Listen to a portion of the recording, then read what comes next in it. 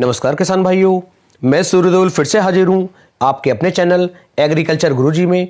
किसान भाइयों, आज हम बात करेंगे गन्ना कटाई के बाद। जब हमने पौधा गन्ने की कटाई कर दी, पौधा गन्ने की कटाई के बाद जब हमें पेढ़ी गन्ने की अपनी तैयारी करनी है तो उसके अंदर यदि हम स्प्रे करना चाहें तो कौन सा स्प्रे कर सकते हैं। क्योंकि लगभग सभी किसान भाई जो हैं खाद डालना पसंद नहीं करते हैं, उन्हें लगता है कि स्प्रे करके उन्हें ज़्यादा अच्छा रिजल्ट मिल सकता है। तो आज मैं आपको सिर्फ स्प्रे के बारे में जानकारी देने वाला हूं।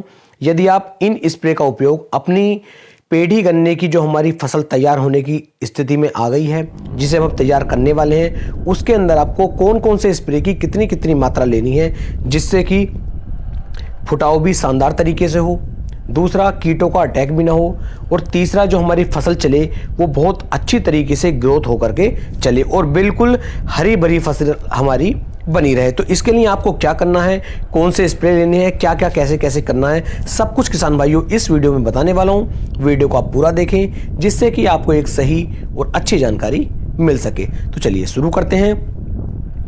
किसान भाइयों, जो हमारा पौधा गन्ना है लगभग 1 महीना हो चुका है जब से हमारे गन्ने की कटाई चल रही है और बहुत तेजी के साथ किसान भाई गन्ने की कटाई कर रहे हैं। अब गन्ना कटाई के बाद में बात आती है कि सिंचाई कैसे करते हैं, सिंचाई कितने दिन पे करें, इसके लिए वीडियो बना चुका हूं। पहला खाद कौन सा डालना है उसके लिए भी मैं वीडियो बना चुका हूं। आज की जो वीडियो है, पहला स्प्रे हमें कौन सा करना चाहिए उसके लिए ये वीडियो बनाई जा रही है। यदि आपने पहले खाद के रूप में अपने खेत के अंदर खाद डाल दिया है तब आपको इस स्प्रे का उपयोग नहीं करना है, क्योंकि यदि आप स्प्रे भी करेंगे तो आपका डबल खर्चा जाएगा, तो आपको नुकसान होगा। तो बिल्कुल भी आप जो हैं अपने पैसे की बर्बादी ना करें। जिन किसान भाइयों ने खाद का उपयोग नहीं किया है वे सिर्फ स्प्रे करना चाहते हैं, ये वीडियो सिर्फ उन्हीं किसान भाइयों के लिए है। तो बात करते हैं स्प्रे जो हमें करना है वो कितने दिन की अवस्था पर करना है, और दूसरा कितनी डोज लेनी है और इससे हमें क्या क्या फायदे मिलेंगे, सब कुछ मैं आपको बता रहा हूं। मान लीजिए आज आपके गन्ने की जो आपका खेत था, पूरे खेत की आज गन्ना कटाई खत्म हो चुकी है, खेत के अंदर अब कोई भी आपका गन्ना शेष नहीं रहा है। तो पहली बात तो वही रहती है किसान भाई को गन्ने की कटाई बिल्कुल जमीन से भिड़ा करके करें। तो गन्ने की कटाई आपकी हो चुकी है। अब ध्यान हमें ये देना है कि क्या खेत के अंदर पर्याप्त नमी इस समय पर है या फिर नहीं है। यदि पर्याप्त नमी खेत के अंदर नहीं है तब तो किसान भाइयों आपको अभी कोई भी स्प्रे नहीं करना है, कोई भी खाद नहीं डालना है। कम से कम 25 से लेके 30 दिन तक तब तक आपको अपने खेत के अंदर ऐसे ही रहने देना है, क्योंकि खेत के अंदर इस समय पर गर्मी बनेगी और गर्मी बन के फिर टिल्डिंग और कल्ले बनने जो है अच्छी तरीके से स्टार्ट हो जाएंगे। और यदि इस समय पर आपने पानी अपने खेत के अंदर दे दिया कटाई के तुरंत बाद और खेत के अंदर नमी बिल्कुल नहीं है तो गर्मी नहीं बन पाएगी और टिल्डिंग और ब्यांत जो है वो अच्छी तरीके से नहीं हो पाएगा। तो इस चीज का तो आपको बड़ी बारीकी के साथ ध्यान देना है। और यदि आपको लगता है कि खेत के अंदर अभी पर्याप्त नमी है और पत्ती आपके खेत के अंदर नहीं है तो आप अपने खेत की जुताई भी करवा सकते हैं। जुताई करवाने से आपको कई सारे फायदे देखने को मिलेंगे। एक तो नीचे तक जो है मिट्टी खुद जाएगी, उसकी निराई गुड़ाई हो जाएगी और हमारा जो गन्ना होगा ये अच्छी तरीके से फिर जड़ों से ब्यांत निकालना शुरू कर देगा। तो कोशिश कर सकते हैं कि आप जुताई करवा लें, अगर जुताई संभव है तब। और नहीं है संभव तब कोई बात नहीं, तो अपने खेत के अंदर अच्छी तरीके से पत्ती को पूरे खेत के अंदर फैला दीजिए, क्योंकि पत्ती यदि खेत के अंदर रहती है तो इससे भी खेत के अंदर नमी जो है वो हमारी बनी रहती है। तो इसके भी कई सारे फायदे देखने को मिलते हैं।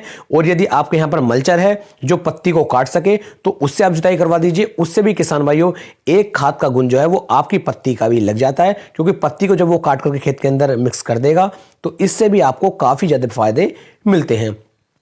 तो ये बात तो जाती है। अब बात करते हैं पहला स्प्रे हमें कितने दिन की अवस्था पर करना चाहिए। यदि किसान में गन्ने की कटाई आज हो जाती है और खेत के अंदर नमी है तो आप लगभग 12 से लेके 15 दिन के बीच में, गन्ना कटाई के 12 दिन से लेकर के 15 दिन के बीच में पहला स्प्रे आप कर सकते हैं, यदि खेत के अंदर नमी बनी हुई है तब। और यदि नमी बनी हुई नहीं है तब किसान भाइयों आपको स्प्रे नहीं करना है। स्प्रे फिर आप करेंगे जब आप सिंचाई अपने खेत की करेंगे उस समय पर, यानी कि सिंचाई आपको करनी है 25 से 30 दिन की अवस्था पर।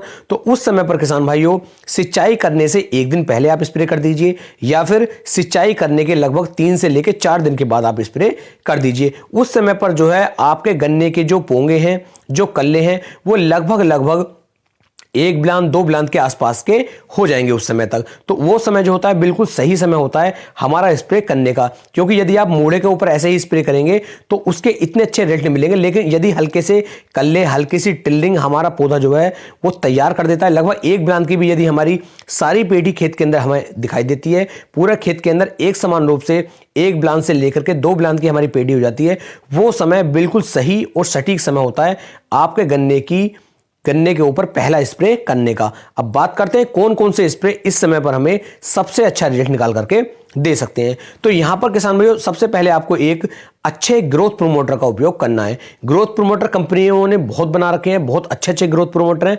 जो भी ग्रोथ प्रोमोटर आपको पसंद हो आप उसे ले सकते हैं। यदि मेरी बात की जाए तो मैं आपको 3 से लेके 4 के नाम बताऊंगा, इनमें से कोई भी आप ले सकते हैं और अपनी पसंद का भी किसान भाइयों आप ले सकते हैं।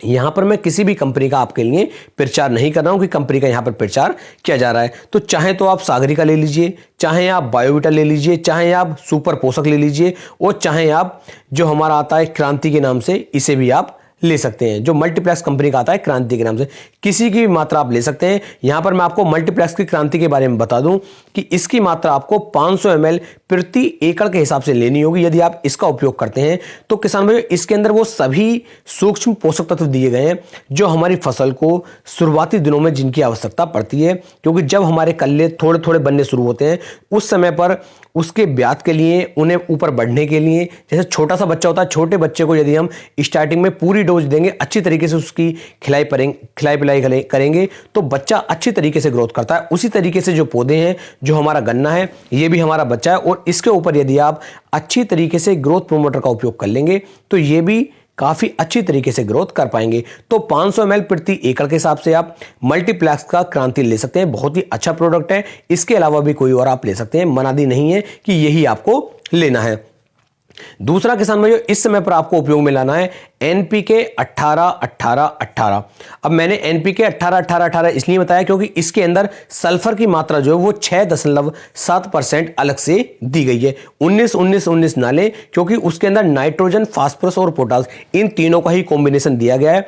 जबकि 18-18-18 के अंदर नाइट्रोजन, फास्फोरस, पोटास और सल्फर 4 कॉम्बिनेशन इसके अंदर दिए गए हैं जो आपको यहां पर बहुत ही शानदार तरीके से अच्छा रिजल्ट निकालने में मदद करेंगे। तो इसकी मात्रा जो आपको लेनी है वो 1 किलोग्राम प्रति एकड़ के हिसाब से किसान भाइयों आपको लेनी है। तो ये 2 स्प्रे आपके हो जाते हैं। इसके साथ साथ किसान भाइयों यहां पर आपको आपकी फसल के अंदर किसी भी तरह के कीटों का अटैक ना हो पाए, आपकी फसल के अंदर कीटनाशक का एक स्प्रे इस समय पर होना बहुत ज्यादा जरूरी है। क्योंकि फसल इस समय पर बिल्कुल बननी और चलनी ऊपर को चालू हुई है। इस समय पर यदि किसी भी कीट का अटैक आपकी फसल के ऊपर हो जाता है तो आपको नुकसान देखने को मिलेगा। तो इस समय पर जो आपको लेना है वो लेना है फिप्रोनिल 5% SC फॉर्मुलेशन वाला जो हमारा आता है।